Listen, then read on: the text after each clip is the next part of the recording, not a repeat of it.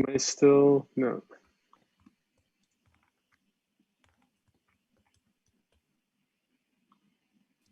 Hi, everyone. My name is Michael Connor. I'm Artistic Director of Rhizome of the New Museum, a digital art organization founded in 1996 and based in New York City and on the internet. And it's my great pleasure today to welcome you to World on a Wire Dialogues 3.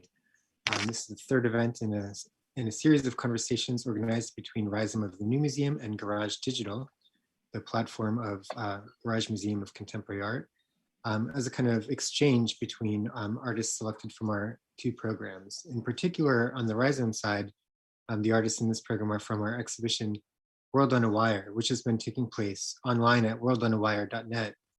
And then this year in first Beijing, then now Seoul, and then later this year in Moscow. This exhibition was organized in partnership with Hyundai Motor and has been taking place at Hyundai Motorstudio venues. And so this partnership with Garage is partly leading up to our presentation in Moscow later this year of that exhibition. I'm joined here by my colleague Nikita Nechayev from Garage Digital, who will tell you more about the programs at Garage that the artists are drawn from. The previous two events in this program are available on YouTube. We've had great conversations that explore topics related to artistic uses of simulation as a means of kind of modeling nature and also of understanding computation and its effect on society today. The first event was with Sarah Kuhlman and Theo Trantafilidis. The second was with Tibor Robak and Mikhail Maximov. And today's event is with Timur Si-Qin and Alena Shapovalova and Alisa Smorodina. And we're going to have a great sort of conversation, and I think that touches on themes that maybe have to do not only with simulation, but also its relevance to philosophical questions and spiritual questions of the nature of the relationship between the human and the technological. So without further ado, I will hand it over to my colleague Nikita to say a few more words to get us going. Thank you. Michael, спасибо большое, и я тоже... Michael, thank you very much. I'm also very happy to welcome all of you at our third event of our series of events together with Rhizome. My name is Nikita Nechayev, and I'm research curator of the Garage Digital program, which supports arts research, technology, and related and digital arts in particular. And we continue our series of talks, series of conversations, which focuses on simulations, first of all. And as it has been said already, it is leading to an exhibition organized together with Hyundai Motors and together with Rhizome, which will be hosted in Garage later this year in autumn.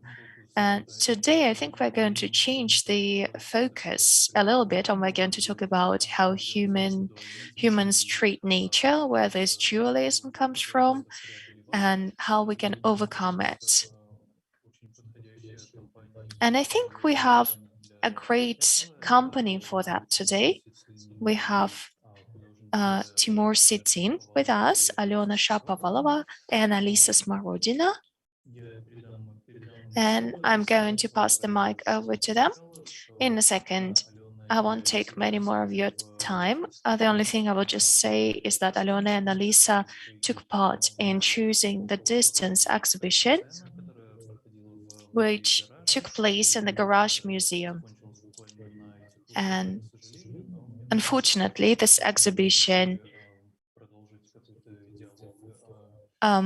was finished this weekend, but I think it was just the beginning of our collaboration. And I will first pass on the mic to Alena and Alisa for them to share their practices. So the floor is yours. Good evening, everyone. I'm so happy to be with you. This is Alena. My name is Alisa. Thank you very much, Nikita, for the invitation. I think I will begin with saying that Alena and I are practicing artists, but for the garage-based exhibition Choosing the Distance, we chose collaboration, and we made our first collaborative project. It was titled Testing Their Capacities for Anthropocentration Insects. Alena and I are really interested in the world of insects. And we started researching this area on our own separately. I will share the screen. Just a second. Yeah, the slides will help you understand what we're talking about. Independently, we researched insects, social insects, the principles of their co-living, of how they organize their societies. And I must say that their societies are quite complex in their organization. And we must say that social insects are asocial, and humans are part of this genus of animals. So we're not that far from ants, for example, in how we organize our social life. But at the same time, some parts, some elements of the organization of bees or colonies of ants are quite different from how we humans organize our lives. It may be scary, it may be weird, it may be disgusting, sometimes to humans.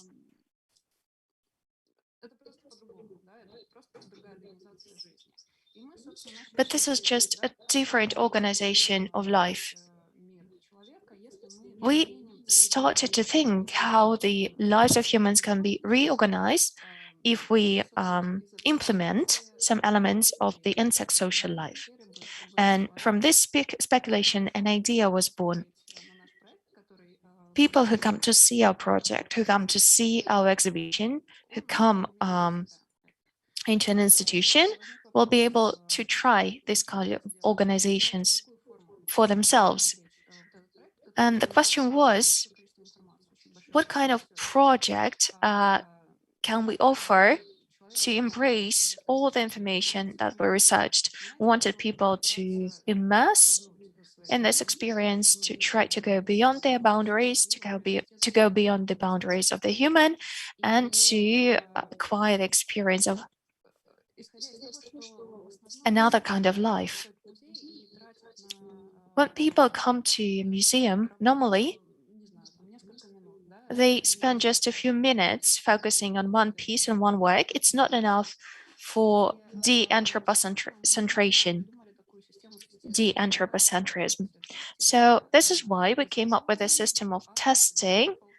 This is like an IELTS test, a language test. It's quite a harsh system. You're asked to turn off your mobile devices. You can't use the internet. All you have is just a piece of paper and a pen. You hear some input and you must give an answer. We borrowed this system from the language tests, and we transferred this system onto our project. We created the system of tests of capacities for the anthropocentrism. Our project is organized as a typical classroom. You can see here single-person desks. People are given a brochure with a question. They're given a piece of paper where they write their answers, and they're also given some materials that they can listen to, that they can observe, and answer their question. Would you like to say anything? Yeah, 3 pieces: listening, feeling, a kind of a simulation, really. Yeah, we are inheriting basically the system of language tests, where different channels of information processing are engaged, including listening, including watching, observing, including feeling. We are using the same system in our testing. We have the kinetic part where you interact with samples, with some elements of insect life, like honey and acid and other products of insects' life. And by feeling them, by touching them, by observing them, you try to answer the questions given in the test. Similarly, in the other part, you listen to some input and you give an answer. And in the visual part, you have to take a look at some pictures and then you try to give an answer. The test takes around an hour. It is true immersion. You are really asked to turn off your mobile devices. You have to immerse in the testing system. And for around an hour, you are answering 22 questions. This is just the first part. So you go through this testing system, and then in a week, you should get the feedback. It was important for us to have this period of waiting. You come, you invest time and effort, you invest an hour of your precious time into a work of art, and then you have to wait for around a week.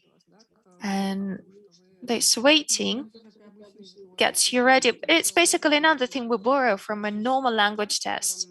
You get a certificate with the results of your test after a certain time. Where is the certificate? It has to be somewhere here in the slides.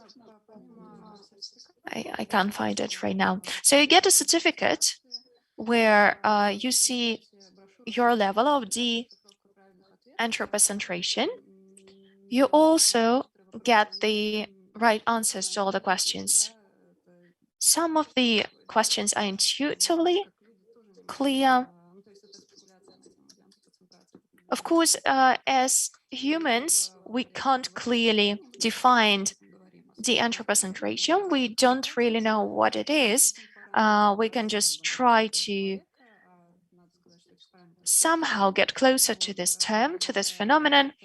In the feedback, we share our evaluation system. We explain how we evaluate the tests, how we score the tests. And we also explain the phenomena which are present in the insect's life, like synergy or travel access.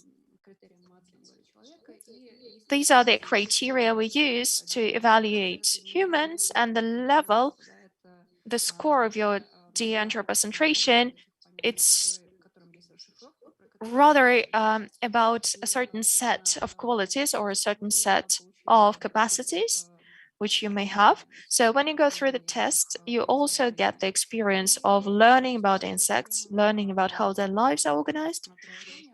And then after a week, you read the appendix and you learn more about that. You learn more about how their lives are organized.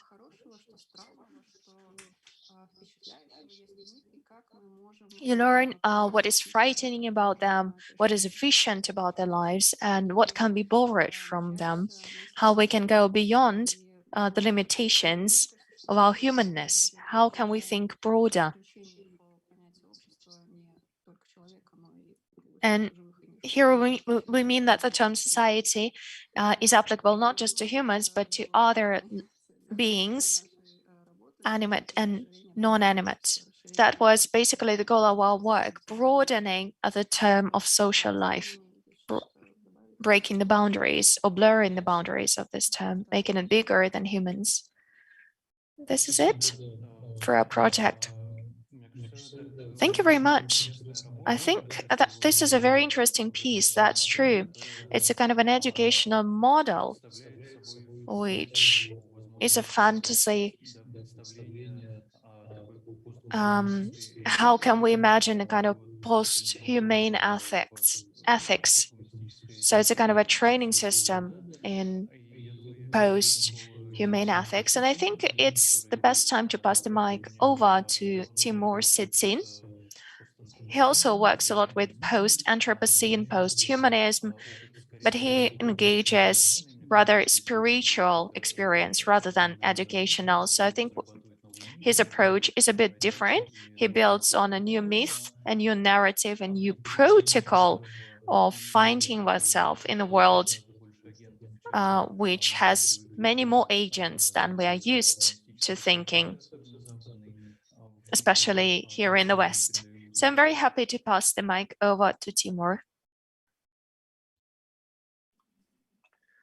Yeah, hi. Uh, First of all, thank you for inviting me and having me participate in the conversation. Excited to. Yeah, I guess let's see where to start.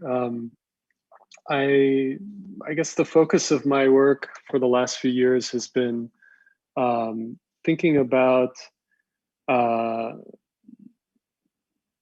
thinking about the role of religion and spirituality in shaping culture, specifically thinking about religion as an adaptive meaning system, and this is a term that's coming from an evolutionary biologist who studies religions from an evolutionary standpoint.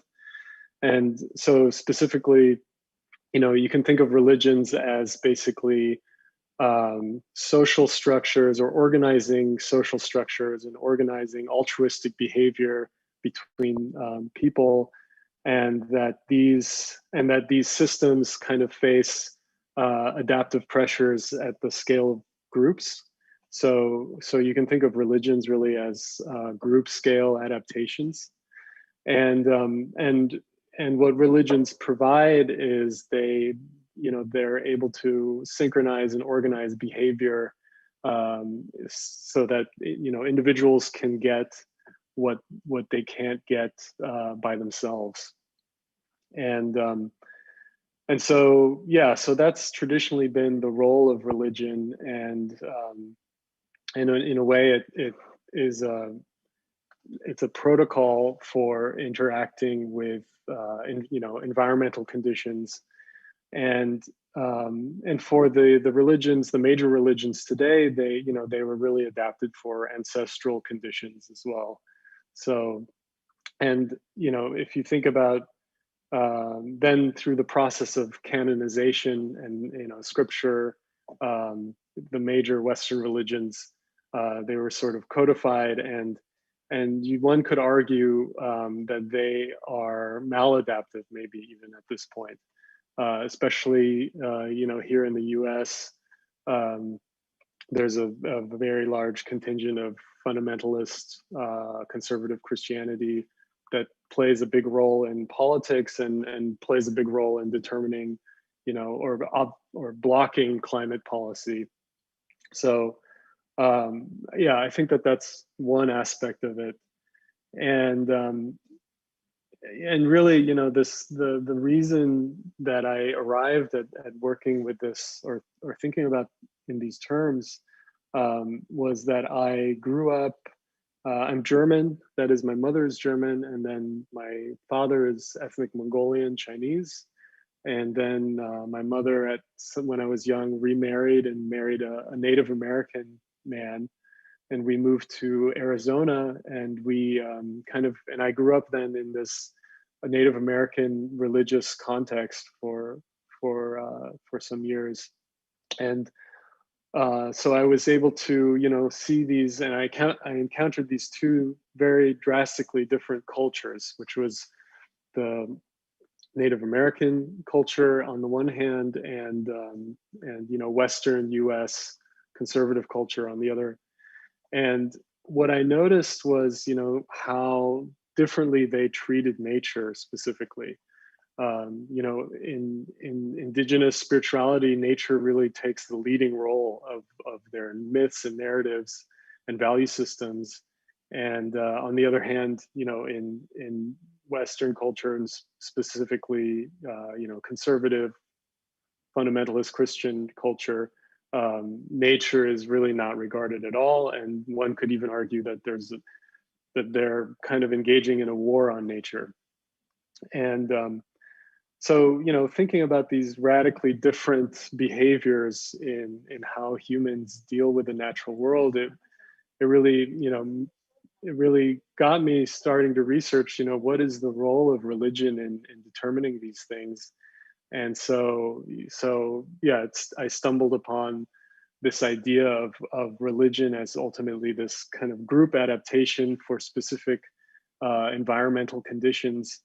And then at the same time, I started to think about how contemporary art is also in a way accessing similar cognitive systems as spirituality or as religion. In a way, contemporary art is sort of a proto-secular religion in itself. At its best, it kind of accesses these emotions, spiritual emotionality.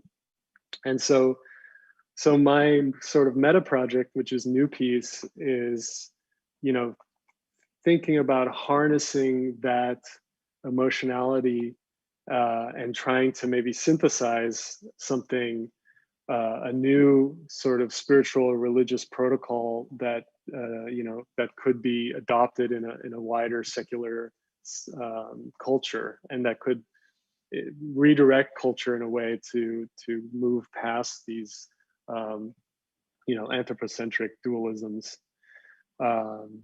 Because I think like I said, I think there are lots of examples of other cultures being able to do this, global indigenous cultures, and so there's no reason that it shouldn't, Western culture shouldn't be able to do that as well. But of course, indigenous religion is not something that can be accessed by anybody, or even should be accessed by anybody. And so I think that maybe it's a matter of synthesizing and sort of geoengineering or I should say, even just articulating a spiritual way of being, or spiritual thinking for the contemporary.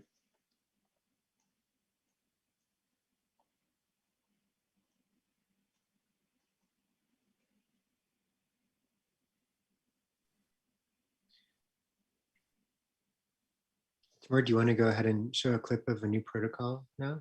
Sure. So this is a work that, sorry, I just have to find it again.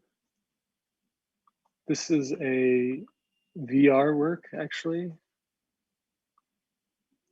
that I made in 2018. And it's kind of like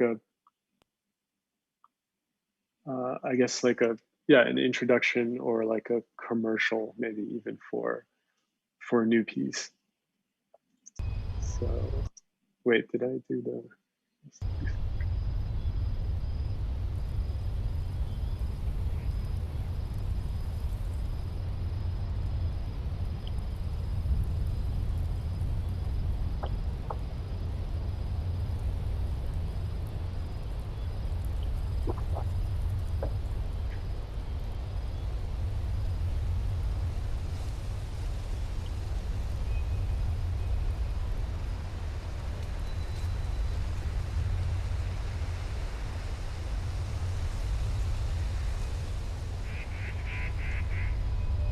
Life on this planet stands at the cusp of a great threshold. As we awaken for the first time to the full scale of space and time, we awaken also to our own capacities for altering our planet and ourselves. There have been 10,000 generations of families since the emergence of our species. But the generations currently alive will witness the greatest changes in the shortest amount of time. Changes to our environments, our societies, and our bodies. Our old agrarian mythologies and religions are ill-equipped to deal with the pace and scale of these changes, and are no longer able to provide a sense of meaning or direction. Now, more than ever, do we need to construct new myths and express a new sense of spirituality. I think that this is a good good stopping point. Yeah, that's really interesting. I think for both of the presentations we just heard, the idea of coming up with kind of new rules and systems for social organization is really central. And in a way, I think we framed the conversation around spirituality, but I know it's sort of like we've gone to a kind of deeper layer than that by looking not at like the kind of conventional idea of what spiritual life means for humans, but instead thinking of, I guess, the function of a spiritual system as being one that is intended to foster a certain kind of collective life in response to certain environmental conditions. And I think, Timur, you framed that, really explicitly in relation to religion and evolutionary psychology. But I think there's an interesting parallel in thinking about how insect life is also organized in ways that that may be unsettling, but it may be that we need to kind of embrace that that kind of thinking, or just like really radical changes to the way that we think that society should be organized as humans, which is, I think there's a contention that that's on some level a kind of spiritual question. And in relation to this series of conversations, we've had, I think, a number of times kind of thought about, the exhibition World on a Wire is framed around thinking about how artists use practices of simulation, and Timur's work was shown in the Beijing edition of that exhibition. And I think in particular, through these conversations, we've really been drawing out the idea of simulation as a model of the world, or some aspect of the world, typically done through the computer, that is intended to produce some kind of experimental outcomes. So in computer science, you might use the model, the simulation to predict the future of the stock market or of climate science. I think artists' use of the practice of simulation oftentimes changes other kinds of parameters to introduce like a question, like sort of different kinds of hypothetical scenarios around, what might happen if this was different? What might happen if we adopted the rules of insect life? But I think in this conversation, one of the interesting aspects is, to what extent we could think of religion as a sort of form of simulation on some level, because religion is itself modeling the world and introducing certain possible outcomes in its model. And in thinking about that, I was actually kind of, I was beginning to reflect during a new protocol on how the Jesuits were actually sort of famous for using the magic lantern, which was like, maybe we could call it an early technology of visual simulation, to kind of depict very rich and vivid scenes of religious kind of horror or of death, and this, there's some legend and some historical fact in this, but this idea of the magic lantern as a simulation that was intended to produce an effect in the religious subject, I thought was very interesting.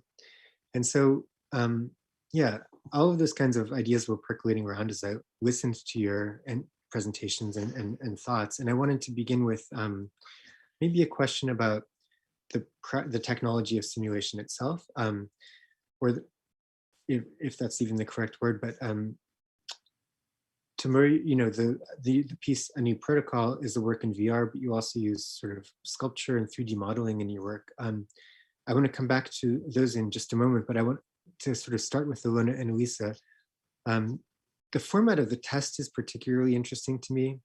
It sort of implies like a central authority that gives the test, and that we're being rated or judged according to a set of criteria. To what extent is the idea of the test compatible with drawing ideas from insect life? To what extent do you apply ideas from insect life in your own lives? And yeah, is the test actually kind of a perversion of insect life, or do you see that as something compatible with the kind of ideas of new social forms that you're trying to promote?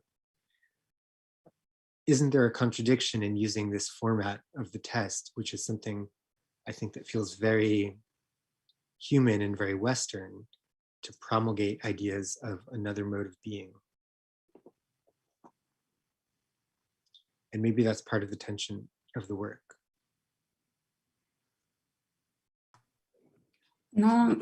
Спасибо за вопрос. Well, thank you for your question. Yes, but the world of insects is very structured, essentially, and in a lot of ways it's very cruel, very rigid, and we learned this when we carried out this intensive in-depth research. But of course, we wanted to work with fears towards insects that people usually have. So this testing could have other parts of the anthropocentralization of plants, for instance, or mushrooms, but it was insects specifically that frighten people, and that's why we started to be interested in them. Of course, when we look at the natural world, there's a lot to learn. And like Alisa said, that's why we wanted to take social insects, because a lot of the elements of their life are organized very interestingly, like the distribution of the roles.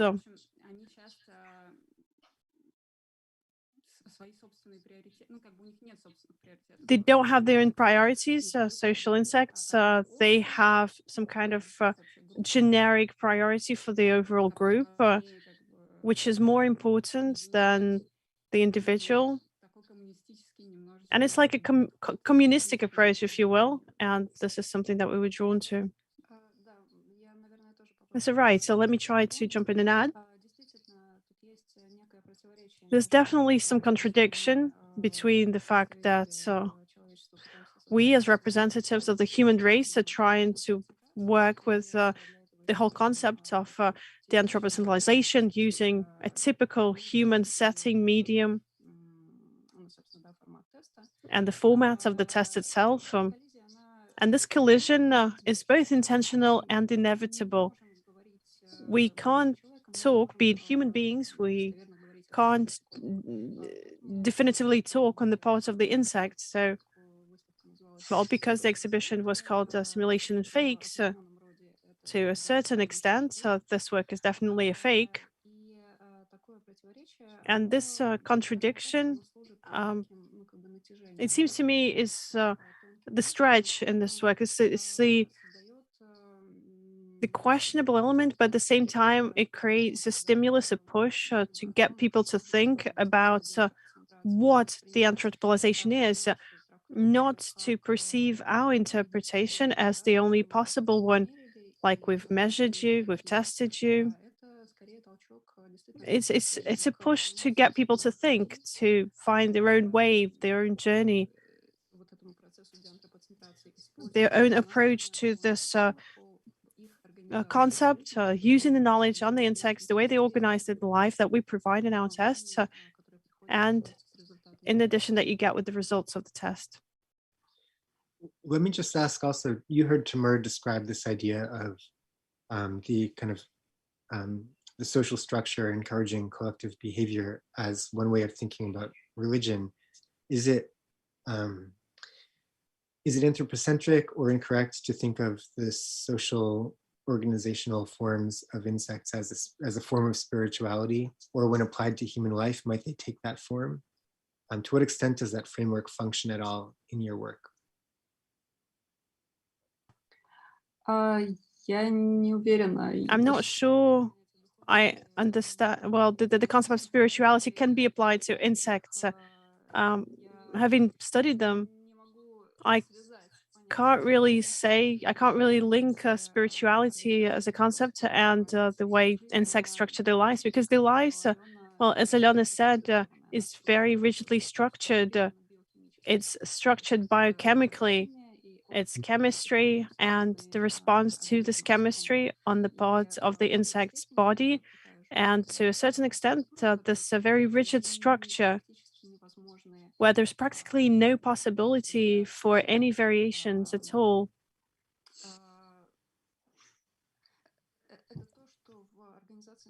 This is what's wonderful about the insect organization, and this is how they differ from us. humans loaded with such terms as spirituality and religion, burdened by them in a way. And to me, it was a revelation of this way of life when your entire life is structured biochemically. Nonetheless, this is largely aligned with the concepts that humans are trying to attain via spirituality, like communal living or altruism, symbiosis, and living in a community where everybody is trying to be mutually supportive. We're trying to achieve this via spirituality and religion, but with insects, it works differently. And this is wonderful and startling. Do you have anything to add? I don't know. Well, I really think that religion, if we talk about people, the way I see it, new religions can change something in the life of human beings, but I don't know how that would apply to insects. That's a big question. Well, in a way, it does seem like the biochemical offers, in a way, is functioning in a way similar to human religion in certain respects, but comes from, I think, a very different kind of material basis. And with that, I wanted to kind of put it back to you for a moment, Timur, because yeah, we've just drawing out this idea further of how religion functions as social structure. In your work, you're using that that kind of prompt as a way of imagining forms of, I think, forms of religion or religious thinking that could exist or could be helpful in the context of climate emergency. And I wanted to specifically ask about the role of the artistic media that you use in, I guess, that those kinds of religious ideas that you're drawing out. You know, because, you know, your works often use 3D printing, which is, you know, maybe hand painted, so a kind of combination of traditional and very new artistic techniques.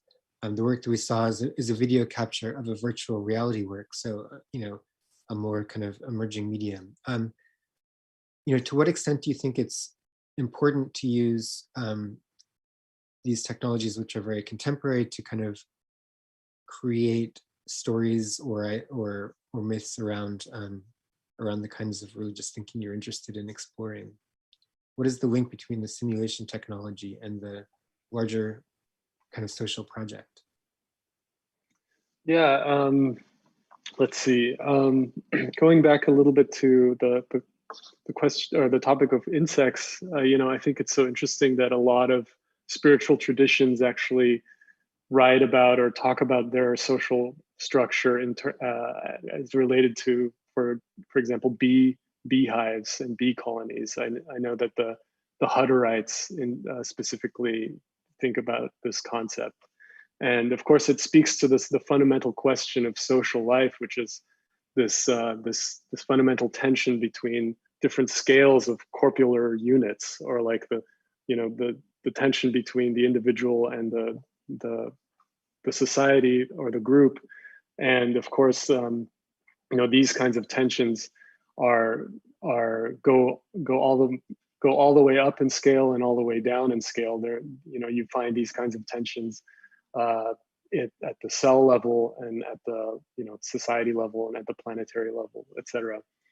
And when it comes to you know, thinking about spiritualities as alternatives to addressing you know, climate change, or you know, the anthropocentrification of our being and our cognition. I think like another great example is like the Hopi. You know, they have the central to their mythology is the Kokopelli, and the Kokopelli is actually an insect that kind of shuttled them from the previous world into this world. And so the Kokopelli and this insect really plays a central role in their spiritual system. And I think that that's a great example of how there's alternative social, spiritual conceptions that that have these other organisms as part of the narrative, and that's not just at the level of the human. So that's one thing that I thought was interesting. When it comes to simulation and the media that I'm using for the work, I think really like the tissue of culture is made of art. There wouldn't be like a Catholic church without all of the art and the architecture and stories and narratives, that flesh out the body of that corporeal unit and or that organism. And so I think that the role of art is really to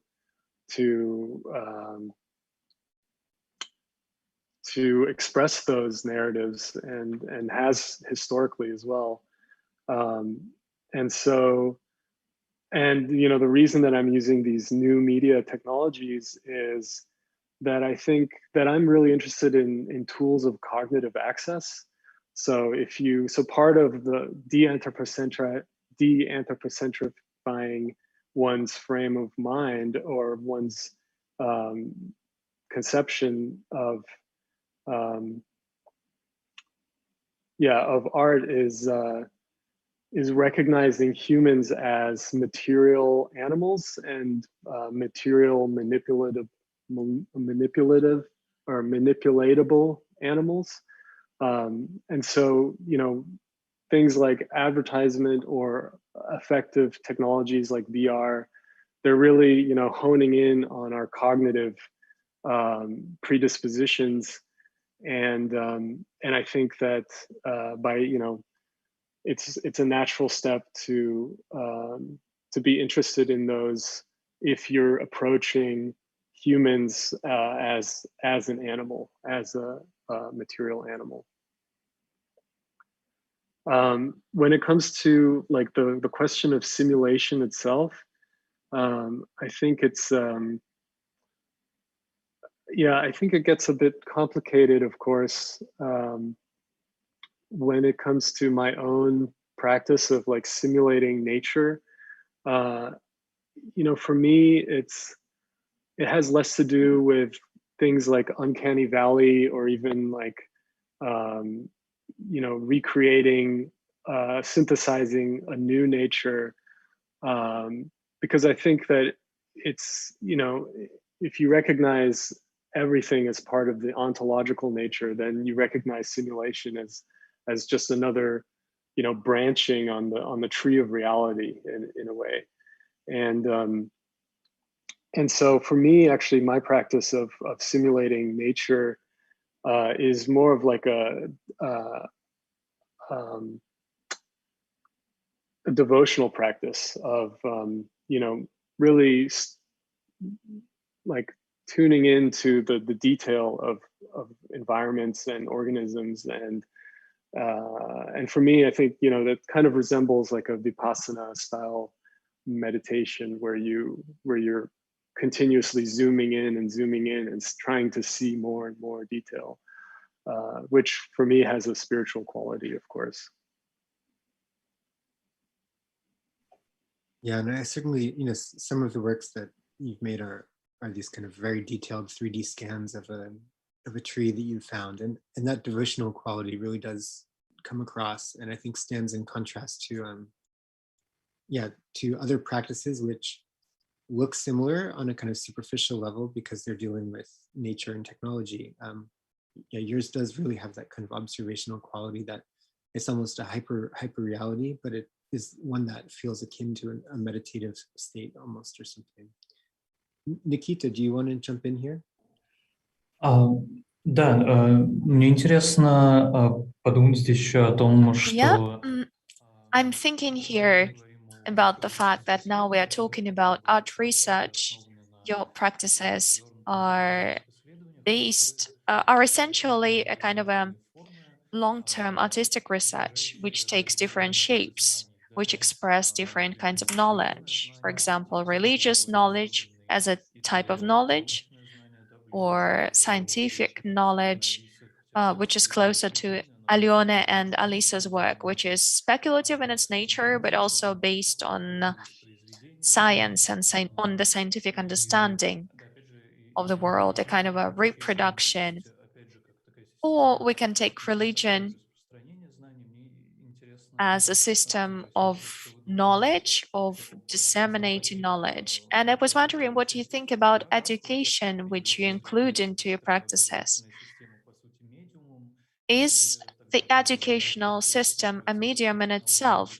Can we also consider the virtual environment here as a platform for learning, for education, and this kind of a shared production of knowledge turns into a real life model of producing shared learning and shared knowledge. Do you think about that in your practice? If that's okay, we'll answer this question first. Maybe it will sound naive, but the goal of our project was to share some new facts, to teach people something. And people were interested. We received a lot of feedback about people learning new things, new facts, new perspectives. That was our goal, indeed. And I think that in the contemporary world, where we have a lot of images, it's really precious to make people read something extensively for a long time. But would you like to say anything?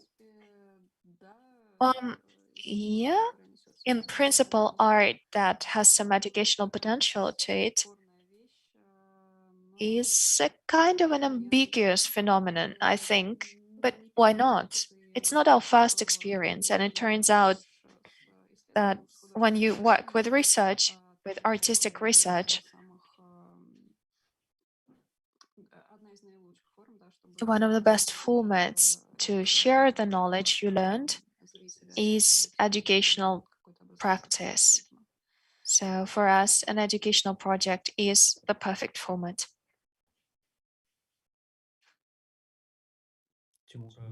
Timur, what about your work? Do you have any educational vector in your practice? I guess I just think that maybe art is engaging in the fundamental process of storytelling, and so if you expand that concept, education is just one form of that as well, and so is art. Yeah, I think that's maybe the only point of contact that I can think of. I was sort of thinking about that question of storytelling a bit while you were presenting, Timur, because when you were talking about the scripture and how they've resulted in, a kind of maladaptive version of Christianity that we see it playing out in different areas today. I was thinking about the role of like the published written word as something that has really played an important role in the development of certain religions historically, but how those kinds of religions tend to differ from religions that are based more in an oral tradition of storytelling. And it's interesting because I think in digital culture, we have certain aspects of that authoritative published written word that gets produced by central authorities, but then certain aspects which are more like vernacular cultures of storytelling, where people are editing and resharing and manipulating. And here's a place where I think that the Assuming Distance exhibition becomes relevant because, it's been relevant all along, but a particular question arises, which is, I think there's something very positive about religions or religious social structures that allow for that kind of adaptive quality where the kind of participants are rewriting the story. which is something that I think we see a lot in digital culture. But interestingly, the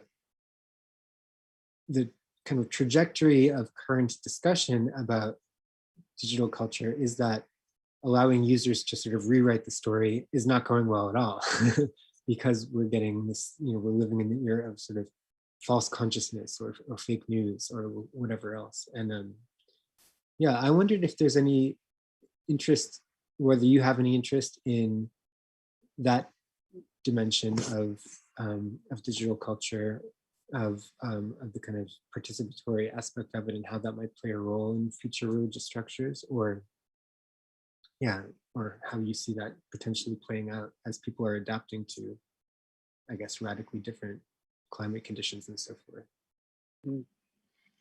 Yeah, I mean, I sometimes think about how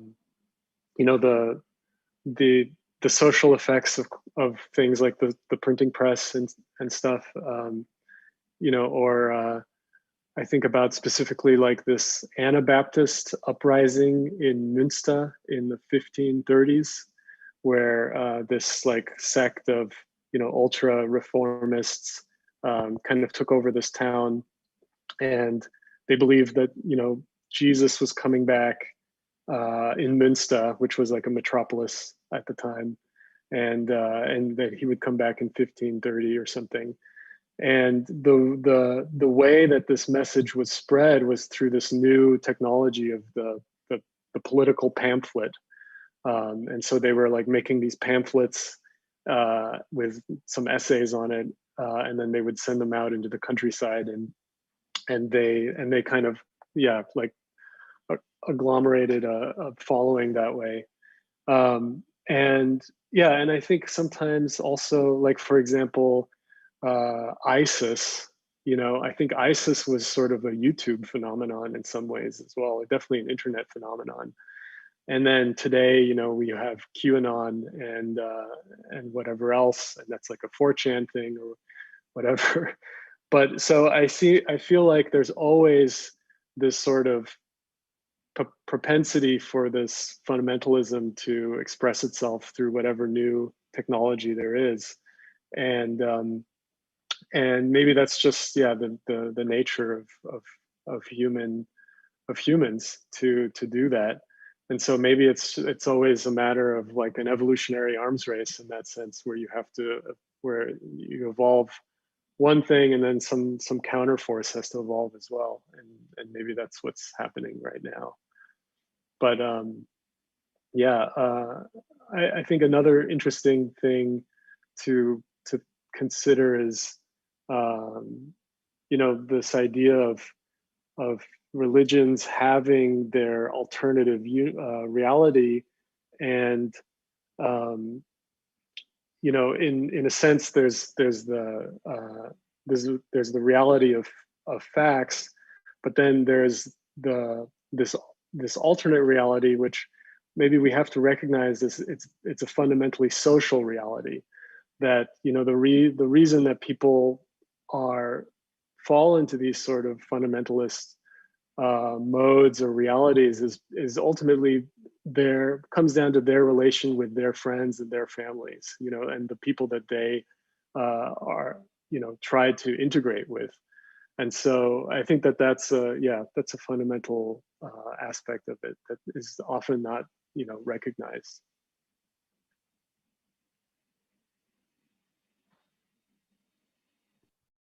Alisa, Alena, Alisa, Alena, would you like to jump in?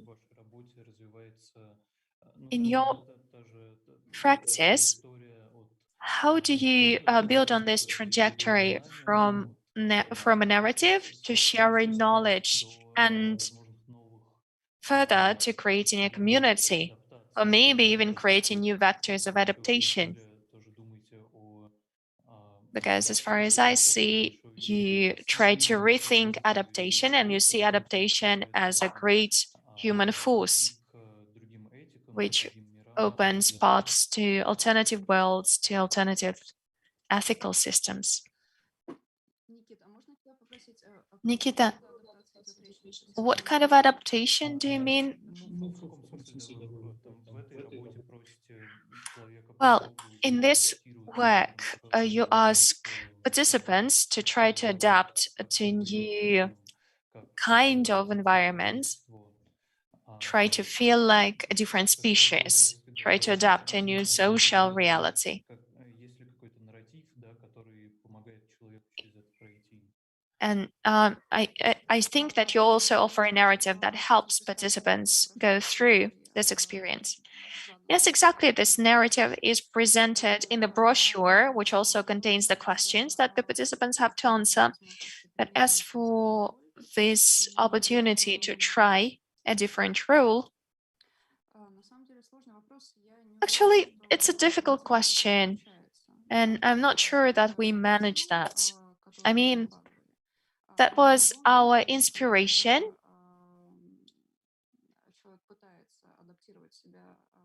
But anyway, when people try to adapt or try to imagine that they are insects, of course, they fail. Возможно, здесь играет как раз как бы срабатывает тот принцип, главное там не победа, а участие, да. Maybe the principle at work here is that it's not all about victory, it's about trying. The main thing is that people, when they go through this experience, they try to think, they try to reflect, they start to realize that they can live with different structures, that they can follow different principles.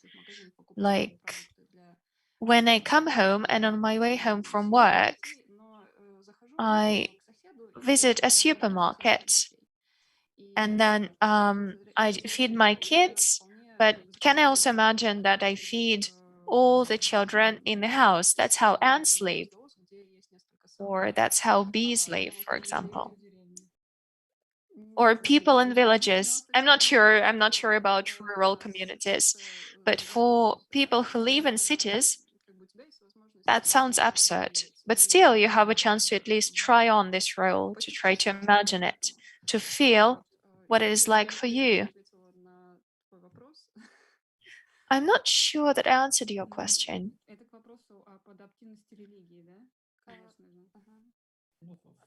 Was that the question about the adaptability of religion?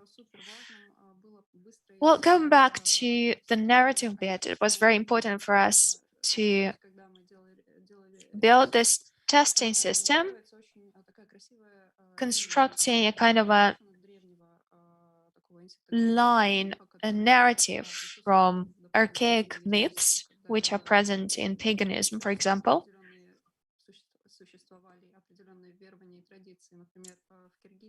For example, in Kyrgyzia, there is a belief that if you sleep near an anthill, then the ants will grant you in your dream the solution of your problem.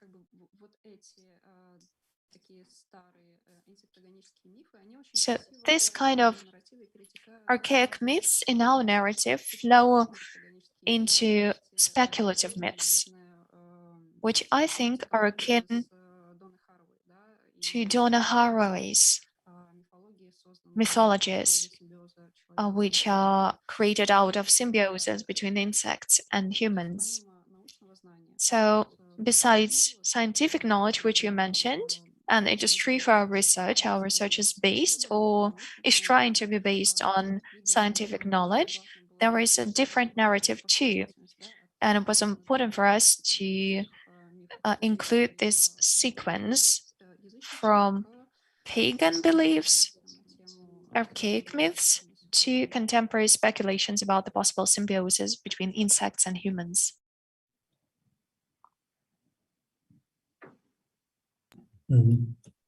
Тимура, это как-то откликается в... Timur, does that resonate with the system that your new protocol is offering in the new phase?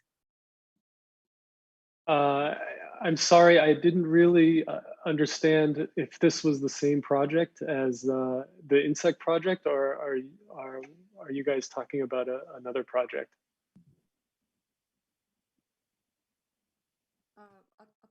The same project. Okay. Oh yeah, it's really fascinating to hear that there's a pagan element to it. I'd love to experience the work myself. It looks really cool. I love your guys' installation. What about I guess, one of the interesting points coming up here, which is something that that I have done a lot of reading about and everyone talks about a great deal, but I sometimes sort of struggle to apply in my own perspective as a human going about my business, is the idea of sort of thinking about non-human perspective. And I thought that a concrete example you just offered was very useful, of thinking like, oh, I should bring food for all of the children in the colony, not just the ones in my cell or something. And I wanted to, yeah, I was thinking, I think, Timur, that's probably something that comes up in a new protocol as well, the question of non-human perspectives and how we might adopt them or think through the world from other perspectives. But I think in particular, I heard the concept of the symbiotic perspective sort of emerging, so that maybe the goal isn't fully to adopt ant-subjectivity, but instead to think about like what the kind of insect and the human together might, how that kind of hybrid subjectivity or perspective might be productive, particularly in the context of climate change. Yeah, how do you think about that idea of the non-human perspective in a new protocol, and is that a dimension of your practice, Timur? Yeah, I think, yeah, that's like a very basic or fundamental aspect of trying to address this ecological crisis, of course, is to make space for, or even recognize the symbiotic nature of our existence. Even if we think that we are not engaging in symbiosis with other organisms, we definitely are, and we risk our own existence by imperiling the existence of the environments.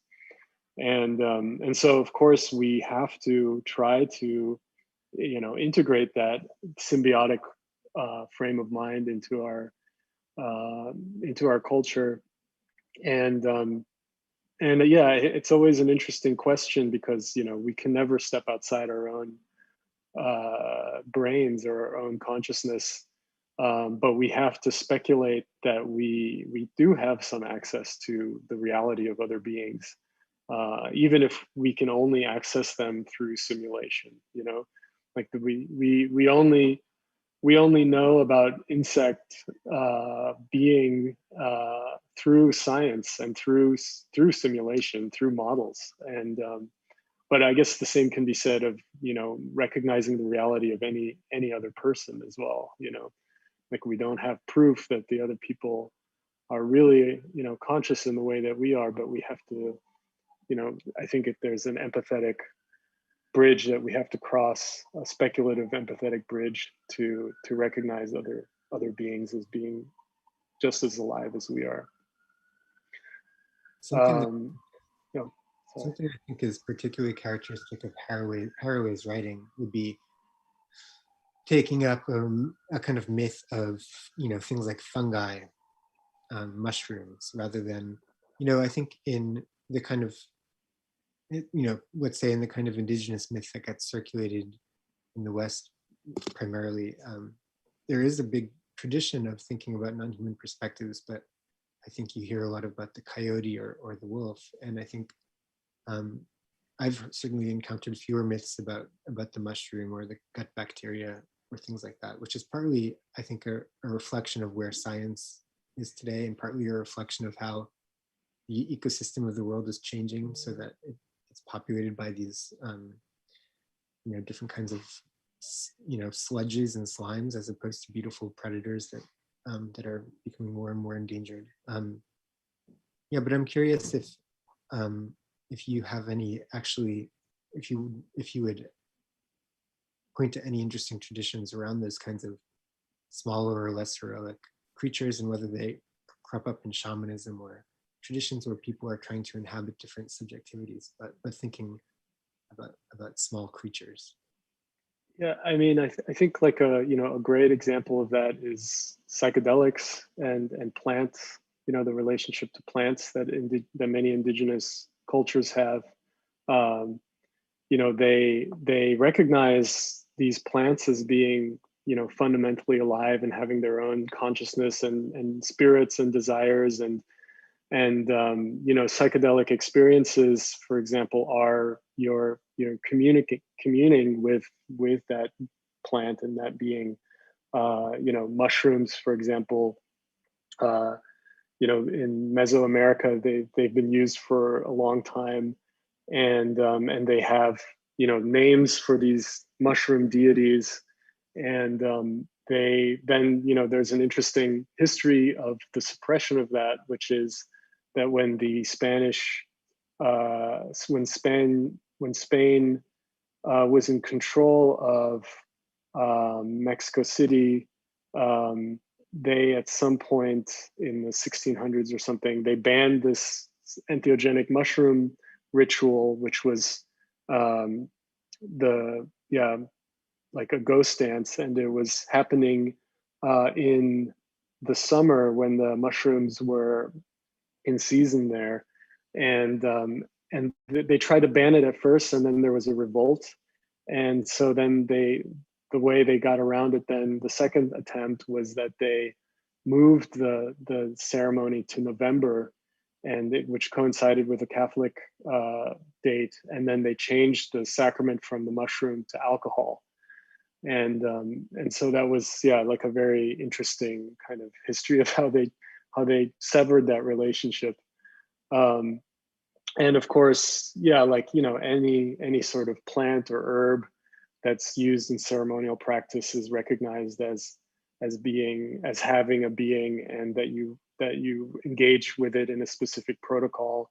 Like sage, for example, you're supposed to pick it in a very specific way, and you talk to it and you engage with it. Same goes with in sweat lodge. um, Sweat lodge is this sort of ceremonial spiritual sauna experience, and what you do is you heat up these rocks all day, and then you bring them inside, and then you pour water over it, and then there's singing and prayer, and a component of it is you pray to the rocks, and you're not praying to a rock deity that the rock is representing, but you're actually praying to those specific rocks. And I think that's a big cultural shift there as well. But so I think in those traditions um, they already have this flat ontological perspective that I think in philosophy, in Western philosophy, through new materialisms like Donna Haraway, is just now sort of catching up to, and or one could argue, that it's for the first time these two perspectives are meeting.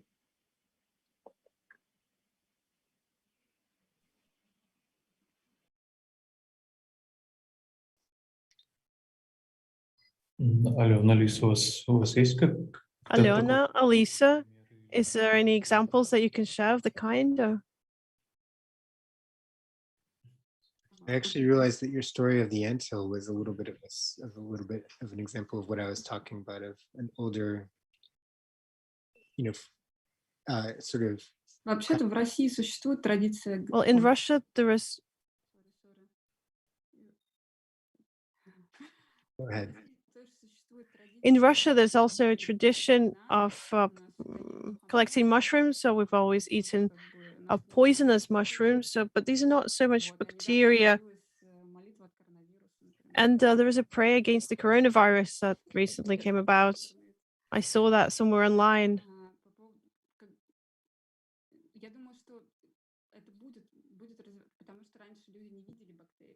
Previously, people could not see bacteria, so they couldn't come up with myths about bacteria.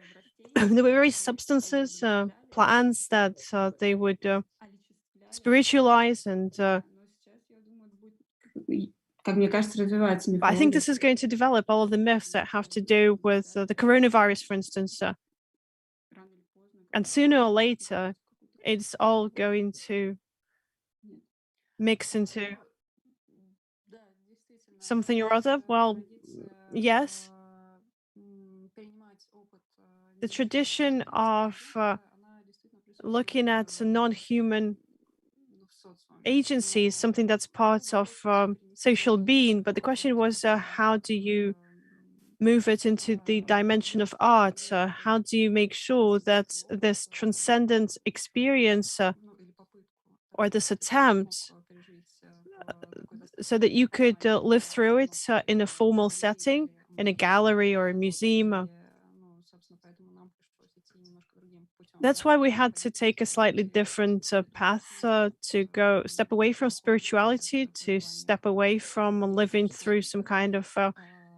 extra human experience, Такому научному знанию, to к репрессивной scientific knowledge, to a repressive system that makes you. It's not like you voluntarily come to try to relate to the stone or the plant, but you're made to do that. You're forced to do it, but nonetheless, you still possibly live through something similar.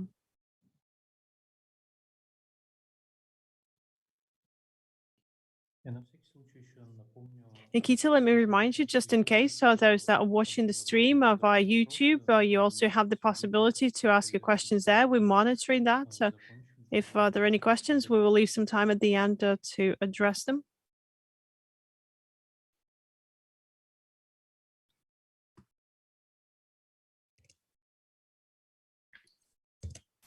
I feel like, Nikita, we might have reached a good point to invite audience questions or to wrap up if there are none.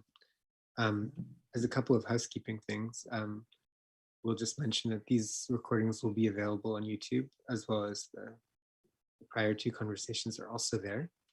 And that the exhibition World on a Wire comes to Hyundai Motorstudio this fall as a partnership between Rhizome of the New Museum and Hyundai Motor, and there will be a further dialogue in this series that will happen in the actual Hyundai Motor Studio this fall. So please look out for information about that as we get nearer to the time. And you can also see all of this on worldonawire.net on the World on a Wire side, and also please do check out the Garage Digital platform. So I think with that, I want to say a really big thank you to our participants, Timur, Alena, and Alisa. This has been, kind of really illuminating for me about not just your practices, but also different ways of thinking about being in the world. And I've really enjoyed talking to all of you. Thank you. Да, мне тоже хочется всех поблагодарить. Nikita, yes, I would also like to thank everybody, Timur, Alena, Alisa. Thank you so much. I think it was a very interesting perspective, stepping beyond just the technological simulation that we've been previously discussing, an attempt to get back to nature that was always there, in fact, to bring it back to our continuous perspective. I support everything that Michael said. Please check out the previous discussions, which are available on the World on the Wire and the Garage Digital websites. And we can't wait for the Rhizome Hyundai Motor Studios exhibition. And Garage Digital as the online platform is always accessible. We will be really happy if our participants do check it out. So thank you again, everybody. I was really happy to have participated in today's discussion. Thank you, Nikita, and thanks to all of your colleagues at Garage who organized the translation and the production of these events. Thank you so much for taking part. Спасибо всем и всем пока. Thank you, everybody. And unfortunately, no questions, so thank you, everybody.